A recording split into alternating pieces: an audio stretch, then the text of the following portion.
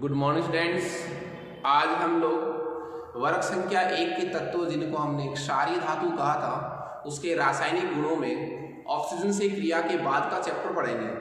आज हमारा टॉपिक रहेगा कि क्षारीय धातुएं जल से किस प्रकार क्रिया करती है। पिछली क्लास में हमने पढ़ा था कि वर्ग संख्या 1 के तत्व जो है वो ऑक्सीजन से किस प्रकार क्रिया करते हैं, जिसमें हमने क्या पढ़ा था कि सोडियम ऑक्साइड प्रकार के यौगिक बनाता है, परऑक्साइड प्रकार के यौगिक बनाता है, लिथियम ऑक्साइड प्रकार के यौगिक बनाता है और शेष तत्व जो हैं वो सुपर ऑक्साइड प्रकार के यौगिक बनाते हैं। आज हमारा जो टॉपिक है वो है इन तत्वों की जल से क्रिया किस प्रकार होती है। देखिए, सामान्य रूप की बात करेंगे तो जो क्षारीय धातु है, जो क्या है क्षारीय धातु,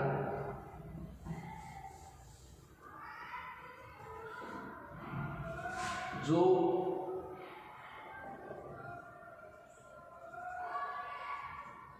क्षारीय धातु है, क्षारीय धातु में जल से रिएक्शन करती है। एक नंबर हमने क्या पढ़ा था, ऑक्सीजन से क्रिया। 2 नंबर क्या पढ़ रहे हैं, जल से क्रिया। जल से क्रिया करके किस प्रकार के यौगिक बनाती है, हाइड्रोक्साइड प्रकार के। क्षारीय धातुएं जल से क्रिया करके हाइड्रोक्साइड प्रकार के यौगिक बनाती है और हाइड्रोजन गैस मुक्त करती, हाइड्रोजन गैस। ये जो हाइड्रोक्साइड होते हैं ये कैसी प्रकृति के होते हैं साहब, क्षारीय प्रकृति के। हाइड्रोक्साइड कैसी प्रकृति के होते हैं, क्षारीय प्रकृति के। तो मैंने क्या कहा, क्षारीय धातुएं जल से रिएक्शन करके क्षारीय प्रकृति के हाइड्रोक्साइड यौगिक बनाती है और हाइड्रोजन गैस को मुक्त करती है। मैं एक नॉर्मल समीकरण में लिख सकता हूं इसका। जैसे मान लीजिए मेरे पास क्या है, मेरे पास है सोडियम Na+, क्षारीय धातु जल की रिएक्शन HOH, ये क्षारीय धातु है, ये जल है और बना क्या NaOH प्लस H। बैलेंस आपको करना पड़ेगा इसमें, ठीक है।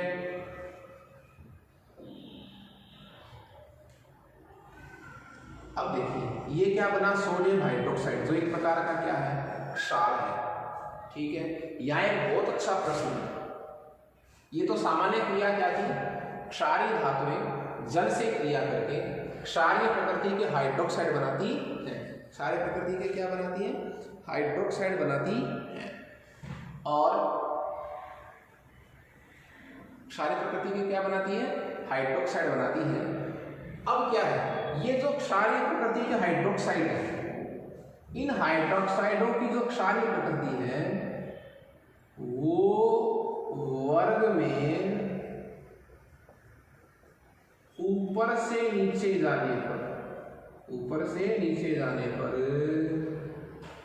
बढ़ती है। ये है साफ प्रश्न। प्रश्न क्या है आपके सामने कि क्षारीय धातुओं के हाइड्रोक्साइडों की जो क्षारीय प्रकृति है वो वर्ग में ऊपर से नीचे जाने पर कम होती है क्यों, सॉरी बढ़ती है क्यों। उसका रीजन क्या है कि वर्ग में जब हम ऊपर से नीचे जाते हैं, वर्ग में जब कहाँ जाते हैं हम, टॉप टू बॉटम, वर्ग में ऊपर से नीचे जाने पर, वर्ग में ऊपर से नीचे जाने पर क्या बढ़ता है, देखो परमाणु आकार बढ़ता है।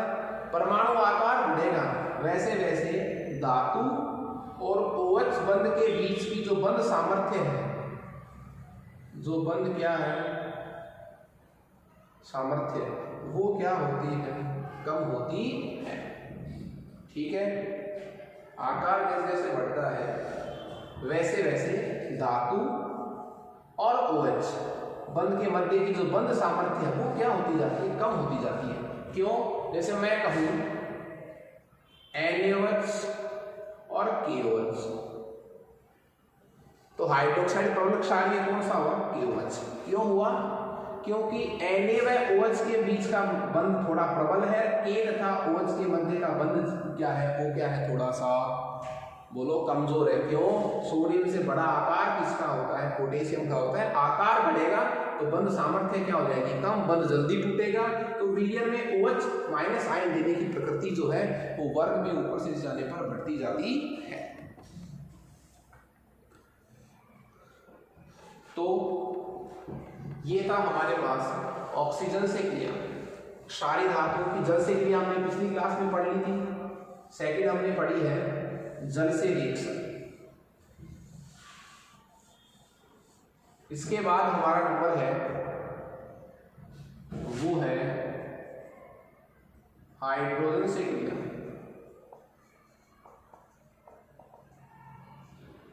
हाइड्रोजन से क्रिया। अब देखो हाइड्रोजन से क्रिया में जो है वो आपके सामने मैं ये कह सकता हूं कि जो लिथियम है उसके लिए टेम्परेचर तो क्या चाहिए, ज्यादा। उसके लिए जो टेम्परेचर जो है वो क्या चाहिए, ज्यादा। और हाइड्रोजन से क्रिया करके जो क्या है, क्षारीय धातुएं हैं, जो क्या है, क्षारीय धातुएं हैं, वो हाइड्रोजन से रिएक्शन करके, हाइड्रोजन से क्रिया करके जो यौगिक बनाती है उनका नाम क्या है, हाइड्राइड यौगिक। उनका नाम क्या है, हाइड्राइड यौगिक। तो क्षारीय धातुएं हाइड्रोजन से क्रिया करके हाइड्राइड प्रकार के यौगिक बनाती है। ये जो हाइड्राइड है जो कौन बनाती है, क्षारीय धातुएं। इनमें यदि आपने लिथियम लिया है, यदि आपने क्या लिया है इसमें, लिथियम, तो लिथियम के लिए तो रिएक्शन के लिए टेम्परेचर जो है वो क्या चाहिए, उच्च का ताप टेम्परेचर चाहिए। बाकी 600-700 केल्विन का टेम्परेचर चाहिए। तो मैं एक यौगिक ले लेता हूँ, मैंने धातु ली किया है सोडियम प्लस H2, तो क्या बन जाएगा, NaH। NaH नाम हो जाएगा सोडियम हाइड्राइड। नाम क्या हो जाएगा, सोडियम हाइड्राइड। तो क्षारीय धातुएं हाइड्रोजन से क्रिया करके हाइड्राइड प्रकार के यौगिक बनाती हैं। ये जो यौगिक हैं जो क्या बनेंगे, हाइड्राइड। ये ठोस होते हैं, इसके लक्षण देखिए आप, ये हाइड्राइड क्या होते हैं, ठोस होते हैं, आयनिक होते हैं, और इनकी जो आयनिक प्रकृति है, इनकी जो क्या है आयनिक प्रकृति, वो लिथियम हाइड्राइड से जब कहाँ चलेंगे, सीजियम हाइड्राइड तक बढ़ती है।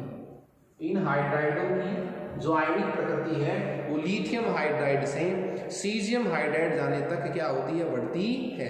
प्रबल अपचायक होते हैं, कहीं कोई दिक्कत नहीं है। ठीक है। फोर्थ नंबर रिएक्शन हमारे पास होगी हेलोजन से रिएक्शन, जिन्हें हम वर्ग 17 के तत्व भी कहते हैं।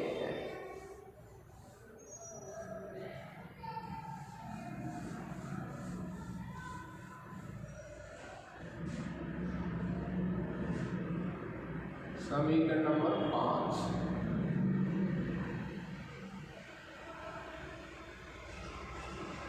हेलोजन से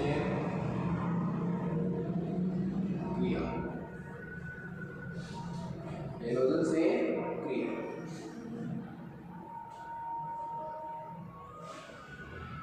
हेलोजन से क्रिया, ठीक है।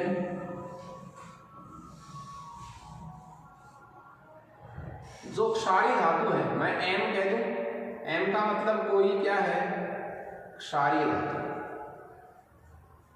M का मतलब क्या है, कोई क्या है, क्षारीय धातु। M क्षारीय धातु है, उसकी क्रिया किससे करवाएंगे, हेलोजन से। H2 क्या है, हेलोजन है, जिसमें क्या क्या है, F2 हो सकता है, Cl2 हो सकता है, Br2 हो सकता है, I2 हो सकता है। कहीं कोई दिक्कत नहीं है।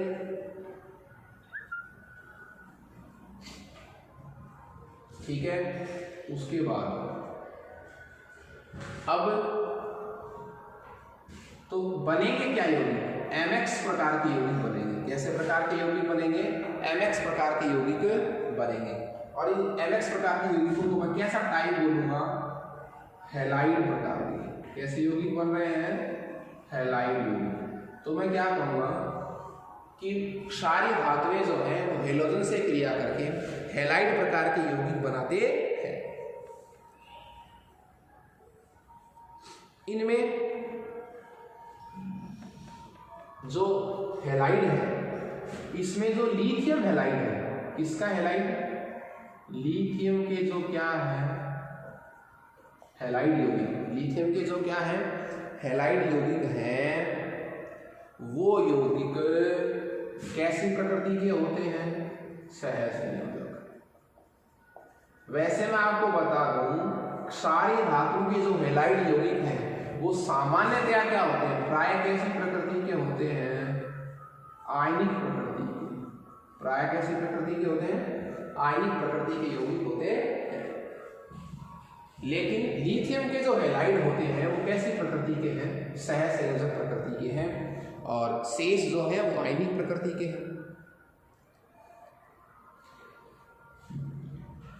ये जो क्षार धातु के हैलाइड यौगिक होते हैं, जो क्या है क्षार धातु के हैलाइड यौगिक, ये रंगहीन है, क्रिस्टलीय है, रंगहीन है, क्रिस्टलीय है और प्रबल आकर्षण बलों से बंधे हुए यौगिक है। कैसे आकर्षण बल से? प्रबल आकर्षण बल से। उच्च गलनांक, उच्च क्वथनांक। क्यों? रंगहीन है, क्रिस्टलीय है, इनका जो गलनांक होता है वो भी उच्च, और जो क्वथनांक होता है वो भी क्या है? इनका उच्च है। ठीक है, तो इनके गलनांक और क्या बोलो क्वथनांक वो उच्च होते हैं, रंगहीन, क्रिस्टलीय, ठोस होते हैं। प्राय कैसी प्रकृति के हैं? ये आयनिक प्रकृति है। लेकिन लिथियम का जो हैलाइड है वो कैसी प्रकृति का होता है? सहसंयोजक प्रकृति का होता है। ये जितने भी हैलाइड हैं इनकी जल में घुलनशील होते हैं। जल में क्या होते हैं? घुलनशील। देखो ये जो हैलाइड है ये जल में क्या है? जल में विलयशील। जल में क्या होते हैं? ये विलयशील। ठीक है, जल में विलयशील है साहब। पर फर्क क्या है कि लिथियम की जो जालक ऊर्जा है वो सर्वाधिक होती है। क्या कह सकता हूं? लिथियम की जो है जालक ऊर्जा, लिथियम की जो क्या है जालक ऊर्जा है, लिथियम की जो जालक ऊर्जा है वो क्या होती है? चूंकि अधिक होती है। लिथियम की जालक ऊर्जा अधिक होने के कारण लिथियम की जल में विलेयता क्या होती है? कम होती है। वैसे मैं क्या कह रहा हूं आपको, जितने भी हैलाइड हैं वो रंगहीन है, क्रिस्टलीय है, उच्च गलनांक वाले, उच्च क्वथनांक वाले, उच्च जालक ऊर्जा वाले भी हैं, उच्च जालक ऊर्जा वाले भी हैं। और सबसे ज्यादा जालक ऊर्जा किसकी होती है? लिथियम की। इसकी जल में विलेयता क्या होती है? कम होती है। फिर एक छोटा सा टॉपिक इसमें अपन और डिस्कस कर लेंगे, द्रव अमोनिया से क्रिया।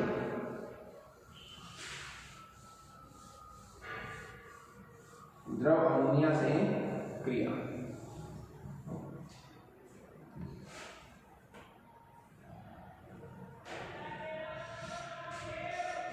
देखिए, द्रव अमोनिया से क्रिया। द्रव अमोनिया से क्रिया। जितनी भी क्षारीय धातुएं हैं, जितनी भी क्या है क्षारीय धातु, जितनी भी जो क्या है क्षारीय धातु है वो द्रव अमोनिया से रिएक्शन करती है। द्रव अमोनिया से क्या करती है? रिएक्शन करती है। और द्रव अमोनिया से रिएक्शन करने के बाद गहरे नीले रंग का क्या बनाती है? सॉल्यूशन। यौगिक बनता है नीले रंग का। तो क्षारीय धातुएं जो है वो द्रव अमोनिया से क्रिया करके गहरे नीले रंग का सॉल्यूशन बनाती हैं, जो क्या होता है? विद्युत चालकता प्रदर्शित करता है। विद्युत क्या प्रदर्शित करता है, चालकता प्रदर्शित करता है। और ये जो विलीन का नीला रंग होता है ये अमोनीकृत इलेक्ट्रॉनों की वजह से होता है, जो दृश्य प्रकाश के लाल क्षेत्र की ऊर्जा का अवशोषण कर लेते हैं और विलीन को कैसा रंग प्रदान करते हैं, नीला रंग प्रदान करते हैं। तो ये कुछ वर्ग संख्या 1 के तत्वों जिनको मैंने क्षारीय धातु कहा है कि रासायनिक गुणधर्म थे, भौतिक गुणधर्मों हमने पहले पढ़ लिया है। अब हमारा जो टॉपिक है वो कुछ विशिष्ट बातों पर है और उसमें हमारा टॉपिक रहेगा लिथियम का असंगत व्यवहार। लिथियम का असंगत व्यवहार, abnormal behaviour of lithium. Lithium प्रत्येक वर्ग का क्या है, लिथियम अपने वर्ग का पहला तत्व है। लिथियम जो है वो अपने वर्ग का क्या है, पहला तत्व है। और प्रत्येक वर्गों के जो पहले तत्व हैं उनके गुणधर्म अपने वर्ग के शेष तत्वों से क्या होते हैं, कुछ भिन्नता प्रदर्शित करते हैं। उनके रीजन क्या है, लगभग सेम है। क्यों, लिथियम का आकार सबसे छोटा अपने वर्ग में, तो अब आकार सबसे छोटा, सबसे उच्च आयनन ऊर्जा, उच्च जालक ऊर्जा, कम विलेयता, ये ऐसे गुणधर्म हैं जो अपने शेष वर्गों की बजाय जो है वो भिन्नता प्रदर्शित करता है। तो लिथियम का जो असंगत व्यवहार है, लिथियम जो है मैं आपको बता दूं, लिथियम अपने वर्ग के शेष तत्वों से तो क्या प्रदर्शित करता है, भिन्नता। लिथियम जो है वो अपने वर्ग के शेष तत्वों से तो क्या प्रदर्शित करता है, भिन्नता। और वर्ग संख्या 2 के तत्व, वर्ग संख्या 2 के तत्व, वर्ग संख्या 2 के तत्व, वर्ग संख्या 2 के तत्व किससे, मैग्नीशियम से क्या प्रदर्शित करता है, समानता। खास बात देखिए आप, लिथियम अपने वर्ग के शेष तत्वों से तो गुणों में कुछ भिन्नता प्रदर्शित करता है, जबकि वर्ग संख्या 2 के तत्व मैग्नीशियम से ये गुणों में कुछ समानता प्रदर्शित करता है। इस बात को मैं क्या कहूंगा, इस बात को कहूंगा लिथियम मैग्नीशियम विकर्ण संबंध। इस बात को क्या कहूंगा, लिथियम मैग्नीशियम विकर्ण संबंध। और क्या हम सबसे पहले तो क्या पढ़ेंगे, देखिए कि लिथियम अपने वर्ग के तत्वों से क्या क्या भिन्नता प्रदर्शित करता है। पहले तो वो चीजें पढ़ेंगे, फिर क्या पढ़ेंगे, लिथियम वर्ग संख्या 2 के तत्व मैग्नीशियम से क्या क्या समानता प्रदर्शित करता है, दोनों टॉपिक पढ़ेंगे अपन। और लिथियम मैग्नीशियम में कुछ समानताएं पाई जाती हैं रासायनिक गुणों में, इस बात को हम किस टॉपिक के अंतर्गत बोलेंगे, लिथियम मैग्नीशियम विकर्ण संबंध। तो सबसे पहले हम पढ़ेंगे लिथियम जो है वो अपने वर्ग के शेष तत्वों से गुणों में भिन्नता क्यों प्रदर्शित करता है, उसका रीजन क्या है। हाँ जी, तो सबसे पहला पॉइंट क्या है, एक तो इसका आकार जो है वो अत्यधिक क्या होता है, छोटा होता है। इसमें लिथियम का असंगत व्यवहार के कारण क्या है, पहला कारण क्या है, एक तो लिथियम आयन का जो आकार है, लिथियम आयन का जो आकार है वो अत्यधिक क्या होता है, छोटा। लिथियम आयन का जो आकार है वो अत्यधिक क्या होता है, छोटा। इसलिए यह कैसी प्रकृति प्रदर्शित करता है, सहसंयोजक प्रकृति। दूसरी बात, आकार अत्यधिक छोटा है तो इसकी आयनन ऊर्जा क्या होती है, उच्च क्या होती है, इसमें आयनन ऊर्जा होती है। और लिथियम में जो डी कक्षक है वो क्या होते हैं, अनुपस्थित। डी कक्षक क्या होते हैं, अनुपस्थित होते हैं। और इस वजह से अधिकतम सहसंयोजकता जो है, अधिकतम सहसंयोजकता जो है वो कितनी हो सकती है, 4। शेष तत्वों की चार से क्या होती, अधिक होती है। तो मेरे कहने का मतलब ये था कि लिथियम का असंगत व्यवहार प्रदर्शित करने का कारण क्या है, और वो कारण ये है कि लिथियम आयन का आकार में क्या होता है, छोटा होता है। लिथियम सह संयोजन प्रकृति के यौगिक होते हैं, उसके आयन ऊर्जा उच्च होती है। डी कक्षक उसमें क्या होते हैं, अनुपस्थित होते हैं।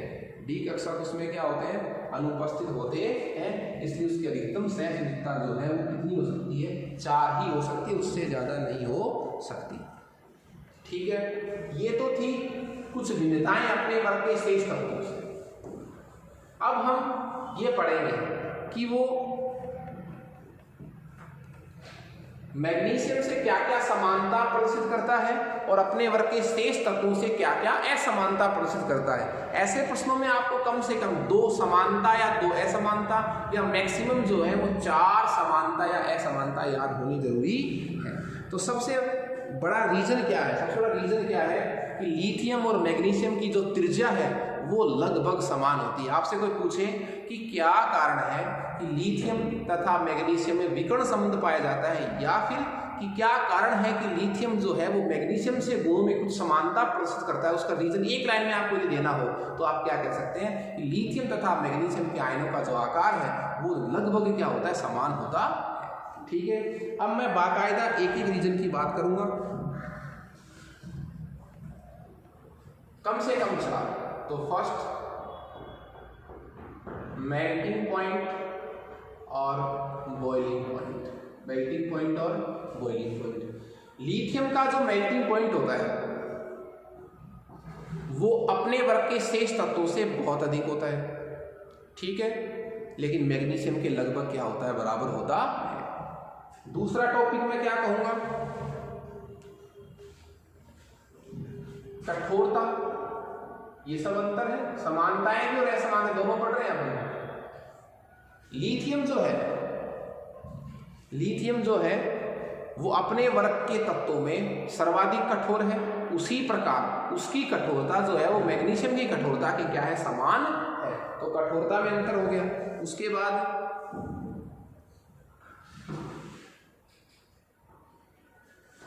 तीसरा ऑक्सीजन से क्रिया। ऑक्सीजन से क्रिया, लिथियम ऑक्सीजन से कठिनाई से क्रिया करता है, जबकि शेष धातुएं जो है वो मोनोऑक्साइड, परऑक्साइड और सुपर ऑक्साइड बनाती हैं। कहीं कोई दिक्कत नहीं है। लिथियम जलीय विलयन में ही लिथियम बाइकार्बोनेट बनाता है। केवल कैसे विलयन में, जलीय विलयन में। ठोस अवस्था में लिथियम बाइकार्बोनेट का जो है वो कोई अस्तित्व नहीं होता। कहने का मेरा मतलब क्या हुआ कि बाइकार्बोनेट जो यौगिक है, जो कैसे यौगिक है, बाइकार्बोनेट यौगिक, वो लिथियम बाइकार्बोनेट भी ठोस अवस्था में अस्तित्व नहीं है उसका, और मैग्नीशियम बाइकार्बोनेट का भी ठोस अवस्था में कोई अस्तित्व नहीं है। क्लियर है? और संकुल बनाने की प्रवृत्ति, लिथियम आयन का जो आकार होता है, लिथियम आयन का जो आकार होता है वो अत्यधिक छोटा होता है शेष तत्वों से, इसलिए संकुल यौगिक बनाने की प्रवृत्ति इसकी सबसे अधिक होती है। लेकिन समान किसकी होती है, मैग्नीशियम की। तो मैग्नीशियम तथा लिथियम की संकुल यौगिक बनाने की जो प्रवृत्ति है वो दोनों की लगभग क्या होती है, समान होती है।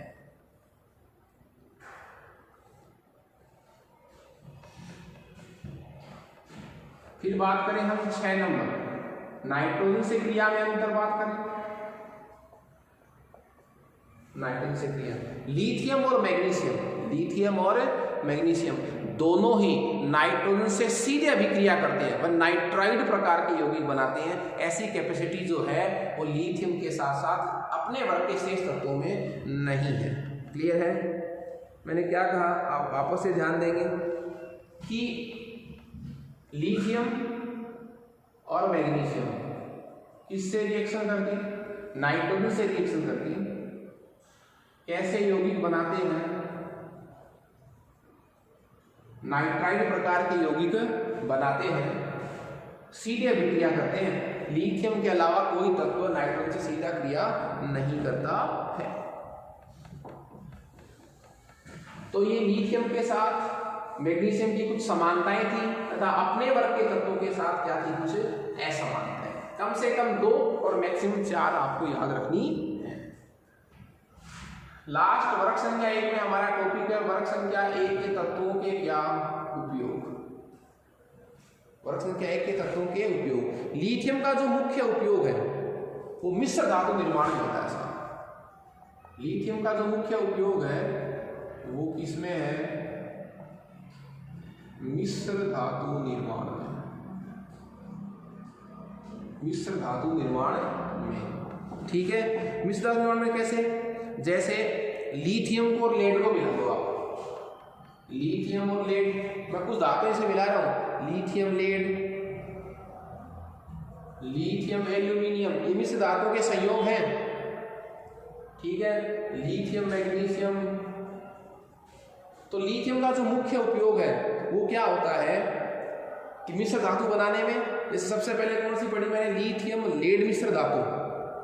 तो मोटर इंजन की क्या बनाने में, बीयरिंग बनाने में। उसके बाद लिथियम एल्यूमिनियम जो है इसकी लचीलापन है वो अच्छा, उसका इसकी तरल क्षमता अत्यधिक होती है, तो इसका योग होता है वायुयानों के पार्ट्स बनाने में, क्योंकि इसकी तरल सामर्थ्य अधिक होती है। फिर है लिथियम मैग्नीशियम जो जंग रोधक होती है साहब, क्या होती है, जंग रोधक, कठोर धातु है और क्या है ये, जंग रोधक, इसके जंग नहीं लगती साहब। तो लिथियम का जो मुख्य उपयोग है वो मिश्र धातु के निर्माण में किया जाता है। उसके बाद आता है सोडियम का। सोडियम का उपयोग जो है वो साधारणतया किसके रूप में, अपचाय के रूप में, धातु क्रम में अपचाय के रूप में इसका यूज किया जाता है। और पेट्रोल के अपस्फोटन को रोकने के लिए एक यौगिक होता है टेट्राएथिलेट। टेट्राएथिलेट इसको अपस्फोट रोधी के रूप में यूज करते हैं। तो इसको बनाने के लिए सोडियम और पीबी मिश्र धातु का यूज किया जाता है जो एक अपस्फोटन रोधी का काम करती है।